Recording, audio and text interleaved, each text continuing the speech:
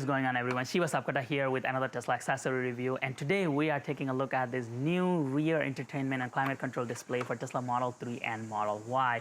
When I say new, it looks like the previous version. I think they just made some major improvements, including the airflow improvement, that now the airflow is coming from both top and bottom. It has now iPhone mirroring functionality, Apple CarPlay, Android Auto. It also has some of the improvements with Bluetooth. There is a wired headphone option now, built-in speakers. So I think they made some improvement, which makes this review worthwhile so that I can show you what changed and what features are still missing in the video. Full disclosure, TMA, Tesla Motor Accessories, sent us this display free of charge so that we can show installation guide as well as share our honest opinion about the product. They are not sponsoring the video, they're not sponsoring the channel, they're not paying us to say anything. This is our 100% honest opinion about the product. If you do make a purchase using our discount code Shiba Tesla, you should be able to save some money, and in return, we will make a very small commission from your sale at no additional cost to you, which helps us bring more videos like this in the future. Thank you very much. Let's get started. So this is everything that the package includes. This is, of course, the rear screen here, got the USB-C ports. We're going to talk about all of those here in just a second, but they also send you a little accessory where you can plug this in here for USB-A output or input. And then this, of course, has all the airband built in, so we don't have to worry about that. That makes this installation super easy. Then you got this wiring here. This is a large connector that goes on the OBD2 port in the bottom. We have done this so many times in the past. This is the 26-pin connector for the newer Tesla Model 3s and Ys. If you have an older Model 3, like a 2018, 2019, you're going to want a 20-pin connector. You can specify that during ordering process, though, so they send you a smaller connector for that. Then this just plugs into the back. Over here, that's the white plug. You got two other smaller ports here. This is for the massage module on the driver side, and it will say right here driver seat on interface, which if you have a lumbar support car, like the older cars, they have lumbar support, you can use this for that. But the newer cars don't have that. We're not going to be putting this in our Model Y today. The newer cars, however, this is useful because this is the passenger side seat adjustment button. So we're going to be plugging this in to control the seat on the passenger side. And then they send you this pin here. This is very important because we're not going to be connecting to the USB-C connector on the top, and I'll mention that during the installation process. And if we do not plug this into the USB-C port, there is going to be issues in the front. The wireless charging as well as the USB-C output in the front are not going to work. So this very important step, I'll explain that during installation process, and they sent you a pry tool. So that's everything here. Let's go ahead and get this installed. The first thing we'll start here is with the removal of this unit here. Nothing fancy. You don't need a pry tool or anything. You just have to pry using your finger here and just grab onto this top unit. There are no screws, nothing. You just pull this out, and when you pull this out, it just comes out like this. Now for the newer cars with the USB-C here, you're going to see this plate where all you have to do is just lift up on this plate here, and then while holding this up, you can just pull this out and then it comes out. Now if you have a unit with a USB-A here, then there's going to be a little button that you have to pinch in the middle, and while holding it down, you just pull that out and then it comes out. So between different units, that's the difference, USB-C versus USB-A. Next, we're going to remove this bottom panel here. Nothing special. You just have to take a pry tool here and then pop this out. It shouldn't require much force. There is just a few clips that are connected here, that are all connected here, and this is where your OBD plug is. In this next step, we are going to grab this Torx 20 bit here and then remove this Torx 20 screws. There are just two screws holding this middle piece together. So we are just going to go ahead and remove this piece. Go ahead and remove the other screw. Now we have removed both of these screws. We're going to keep this in a safe place because we are going to need it here for the next step. Now in this next step, we are going to remove this unit entirely, and to do that, you just have to reach here in the bottom and then just pull this out, and it should come out super easily. There is just a few clips that are attached to this. Now this entire bottom panel is removed. Well, we have this area open here in the bottom. Let's go ahead and do the OBD bypass. To do that, all you have to do is pinch on this middle part here, and while holding it down, pull this out. Now put this male adapter from the new wire harness into the female adapter exactly like the Tesla. You will hear a click. Then go ahead and do the same thing on this side where you would attach the male and the female. Now this is complete. This wiring is complete. The OVD wiring is done. Now we will do the rest of the wiring after we install this unit here. We'll route this towards the seat. For the seat one, we're going to route from here. There's a little cutout in the carpet. And then if you see right here, there is cutout in the carpet along the way. So we are going to use that channel all the way towards the outside and then connect it to the seat. Look, so here, as you see, we are able to pass it underneath the seat. So you just start with this plug and then pass it through here. So, and then you can hide it under this carpet cutout. So just push it and then hide it, but get all the length out now while we're routing it. So we are good to go. Now we can just use this here and then hide it on this cutout. So again, hide it here. You can also use a pry tool to further hide this cable. Then go under this air vent panel and then continuously hide the cable to route it to the other side.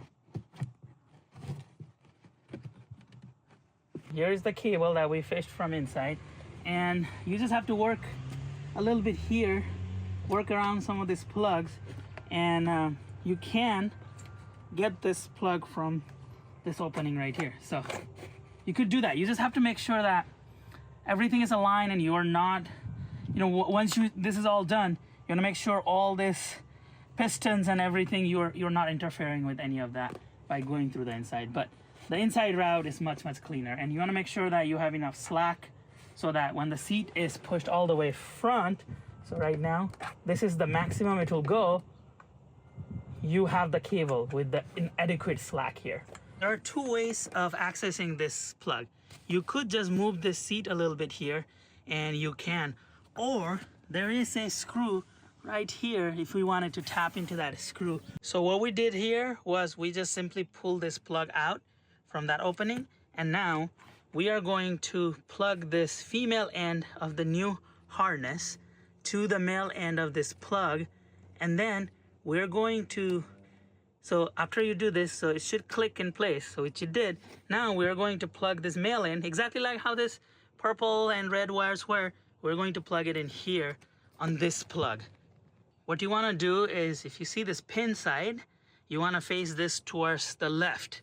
So you want to face this little notch here towards the right, and then align it to the hole, and then you're going to push it in. Space is very tight here. Now this is that very important step I mentioned earlier, where you got this USB-C connector that plugged into your original Tesla pin over here, right here in the circuit board. This is where we unplugged it earlier. Now this can't be left without plugged into anything, because if we did that, the front wireless charger, the USB-C are not going to work. So that's why they send you this thing, where you plug this in, it clicks into its place, and this is a complete circuit. At this point, the front wireless charger will work on this, and we're just going to be tucking this away underneath here so that we're not going to be using it. Now, next step on the process, we're going to put this bracket back on. Now, installing this bracket is super easy, exactly like how it came out. We're just going to align this over here, and then we're just going to slide this in, and it kind of clicks into its place, and it fits. Now we just got to put these two screws in that we removed earlier. Now the final step on this process is to install this screen itself, and here is that power input for the screen. So what we do is just plug this in here. It's a little bit of in a tighter area, so just find this and then plug it in here. It's a little bit harder with recording, but there you go. So we plug this in and we should see the power, and we do here on the screen. Now the final step over here is to align everything together, find the openings in the system itself, and then simply push it in. So this might take you a little bit of time to find where this fits, and then here you go. I think this is the best we're gonna be able to get this. Yeah. There you go. Now this is in here in the rear. A couple of changes that they made with this version here. You got two USB-C output and input here. So this is for the data, so you can have movies and music go through here. They also have a battery that's of course just for the charging purposes, so you can charge your phone. And one big change that they made is they added a wired headphone here, so you can just plug in a regular headphone and be able to listen through here. So it's a plugged-in version. And on the bottom of the screen, if we look at it very closely, it got built-in speakers now, so you have that benefit as well. All right, let's cover some of the settings over here. This looks very similar to the ones that we have reviewed in the past with the menu items on the top, and over here, and this changed slightly to kind of match the Tesla's UI, but not really. But it does have some of the pet and camping mode that we see on the main Tesla screen. And to turn on the climate control, you just press here and you see the animation for the airflow. I wish you could control the airflow. You can't really do that. You can't change the airflow direction here. What you can do is change the airflow speed. So you can turn this to 10, or you can turn this to 5, 1, whatever you want to do. If you press on auto, it will just keep the automatic fan speed. Get out of auto. That's what it does, but just keep in mind that that changes the climate control for the entire car, not just here. And then you can change the temperature over here, whatever is in the front. That's what you can change it here. It changes for the entire car again. It doesn't just do it for the rear passengers. That's not a feature that Tesla supports. And then they got the pet mode, they got the camp mode. You can keep the climate control on, exactly like the front screen in the Tesla. There's something called anion. I have no idea what that means. Some kind of a purification, but oh, that's probably the HIPAA thing in the front. Yeah, I think that's what it is. They call it anion for some reason. So that's probably the biodefense mode in the Tesla in the front. But yeah, this screen just has that, and this is the home screen here. Then if we go to the next screen, this is where you got your heated seat. So you can control all of that. You can close all of them. Same, what we have seen in the past. Here is your seat control. So that's in the past where there was a heated seat, it also had the seat control there. They made this a different thing here. And what you can do is this one just controls the front seat. So let me show you a little bit of close-up of that next. All right, so this is how the seat adjustment work. There is that button over here, and you can press on that button, push forward, push back, recline forward, recline back.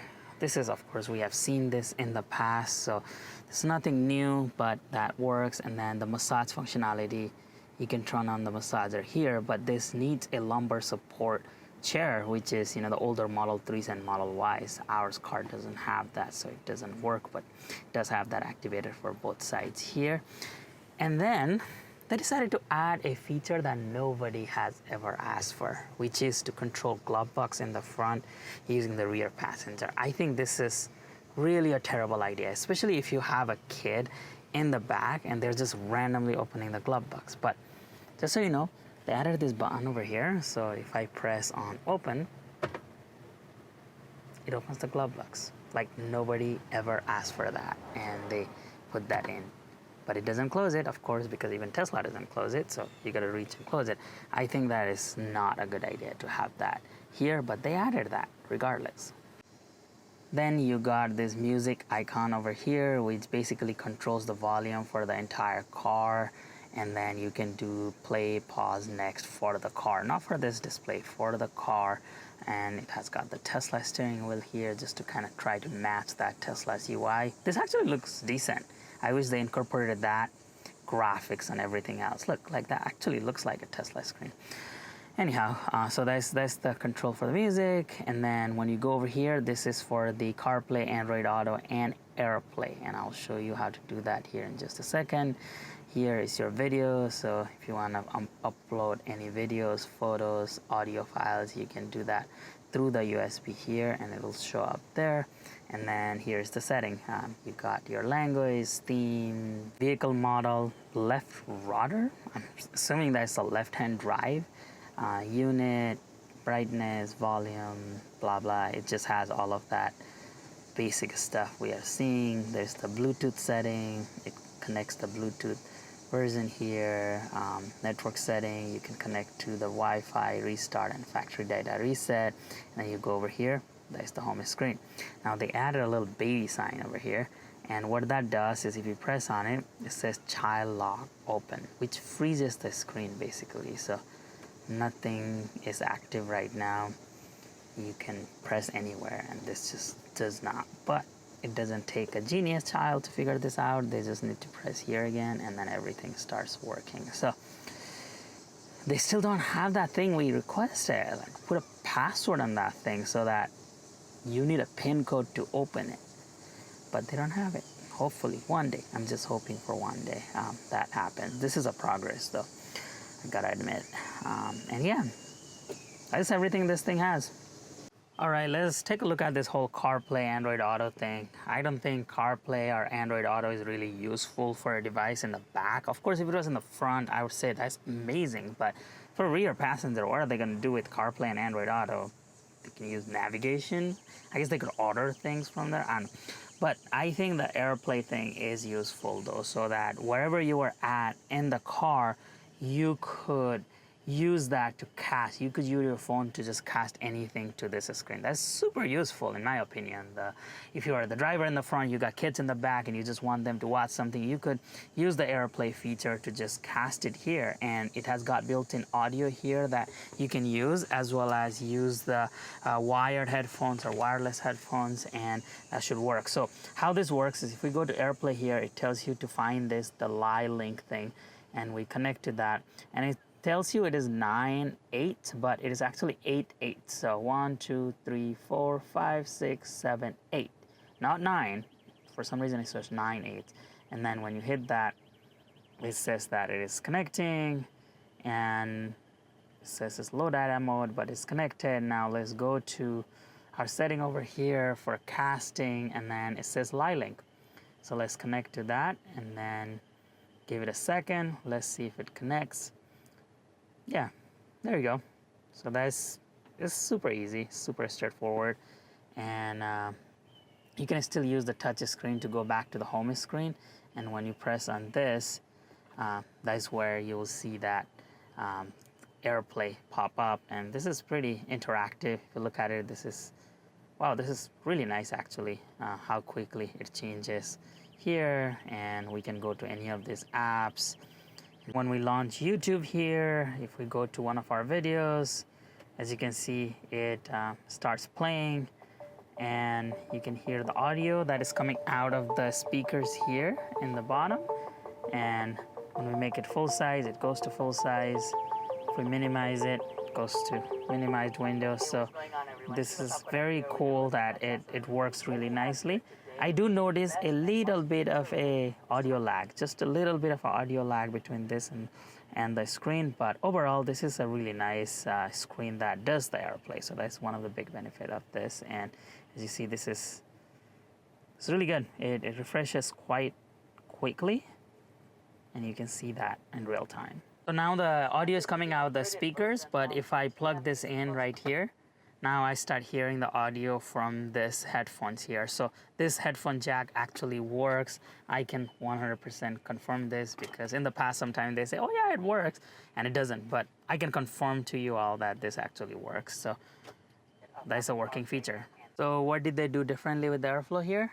As you can see, there is the vents that are facing up, and you got some vents that are facing down. So there's two different ways of getting the airflow on this screen now versus the typical method of just having some in the down, and some of the versions didn't have any airflow, like literally very small. So this has two different. So if we were to turn this air on, yeah, we feel a lot of air going up. So I feel this is really, really strong. And then a lot of air going downwards, so kind of going towards your feet. So there's a strong airflow here, but still there is no way to angle this. So if you're sitting in front, directly in front, yeah, you'll get a lot of airflow. Especially in a Model 3, you should be able to feel it if you're sitting in the middle, but on the side, you're still gonna have some issues. Let's do the paper testing method to show you the difference. And this is level 5. So this is not level 10, level 5. As you can see, there's quite a bit of airflow if I'm directly in front of it. So that's a good indication that the airflow has improved on this version compared to some of the other versions that we have seen in the past. But look at the side. There's hardly any, unfortunately. And that is because this only has air going up or down for some reason, not angled this way. Because like if I'm over here, there's hardly any airflow at 5. And the paper doesn't lie. It's right here. Oh, come on, TMA. You can angle this a little bit. So it's great here. So if you're directly in the front, you could probably go to your feet, but not on the side. Let's see if it helps when we do the airflow at 10. So I can adjust that here. Now, yeah, lots and lots of airflow if I am directly in front of the screen, which is good. That's a big improvement from the previous version. I get it. Go over here. Not so much, but here, but I can feel it. I can feel the airflow. Maybe it's the front airflow that I'm feeling. But here, very, very strong. Look at that. That's a lot of air. So if I'm directly here, of course there is air. But I go to the side, unfortunately, not so much. Yeah, here there is. So as you can see, kind of on the angled on the side, you can see a little bit of airflow. There is some flowing up, some flowing down, and going over here, you can see a little bit. So as you can see, it goes up. But you go here, and the airflow decrease. So even though it is a lot better than what we have seen in the past, look at this, still there is airflow blockage for the side passengers. They need to make adjustable vents. All right, so here's what I think about this display. I think they did a fantastic job on creating something that is very easy to install. The 7.5-inch version, whatever that is, V4, V5, I lost track of all the versioning here because there's so many of this coming out in the market. But the one that we installed before this, the 7.5-inch with larger air vents, though that was very difficult to install. And I said that in my video. You got to remove the HVAC panel. There was a lot of things that you had to remove, but this one you don't. This is a plug and play installation, very, very easy to install. Probably takes you 10-15 minutes to do the whole install. So it's a great solution. And we saw that with some of the other versions that we had seen, V2, V3, some of those easier versions that we have reviewed in the channel. This follows the same protocol, so super easy to install. I like that. They also made some significant improvement on the airflow. So there is one here on the top, one here in the bottom. So I commend them for that. They're going towards that goal of making larger air vents. I still say that V2 screen, I believe that was, where it was really nice. The airflow was really big and the graphics were nice, but then it didn't have any Bluetooth or anything to connect to wirelessly. That is the version that I want, but they're still trying to make sure that the airflow is good, and I think they're getting there. There's still some work left to be done, in my opinion. They need to create a larger air vent right here where you can adjust it. But it's a decent progress from what we have seen in the past for an easier to install display like this. One of the biggest things I like about this is that it supports AirPlay, which is huge because some of the apps on the previous versions do not work. We had an APK solution that doesn't work sometimes. So having the AirPlay is huge, huge for me, and I think there's a benefit to everybody else where you're sitting on the front passenger seat or the driver's seat, and you can use that AirPlay for your back passengers or your kids so that they're not even touching the screen. You control everything through the AirPlay. So I think that is really nice that you have that option now that you can cast from your phone. That means whatever is compatible on your phone will be compatible in this display. That also means there's no App Store, no nothing on this, so you can't download anything, you can't download any games, so this does not support gaming controller, so that's a bummer. There's always a catch. It seems like we move 2 steps forward, 1 step backward, sometimes 1 step forward, 3 steps backward, but I think this is definitely on the forward direction, but they killed some of those features, and I think they might be coming out with another version, but I wish this one did that. Now, that's a huge improvement for AirPlay and casting. It covers CarPlay and Android Auto. As I said, I don't find use for Android Auto and CarPlay and display like this, because what are you going to do with the rear passenger having that access, but AirPlay that is used, and I like that they included that on this display. I also like that they have two different ports here, one for charging, one for data, so that you can take any media on your USB stick and then plug it into the data port and be able to play videos, music, anything they want offline directly here. And another big like is that now they actually include a headphone jack here, so that you can plug in a regular headphones and be able to have that access. They also support the Bluetooth headphones. You can also connect this display to Tesla's speakers and then be able to play music through there. So it got more functionality than before. Still some work left to be done, in my opinion, though. Another thing is they also now have this cover in carbon fiber, which is really nice, so that if you have a car that has a lot of carbon fiber mods inside, they make that option where you can put a carbon fiber in the shell or side. Overall, I think this is headed in the right direction. Still work to be done, and I would love to hear your feedback on what you would like to be added on this display or any future generation of the displays. And if you want to check this out, as I said in the beginning, this comes from TMA, Tesla Motors Accessories, and my discount code Shiva Tesla should allow you to save some money.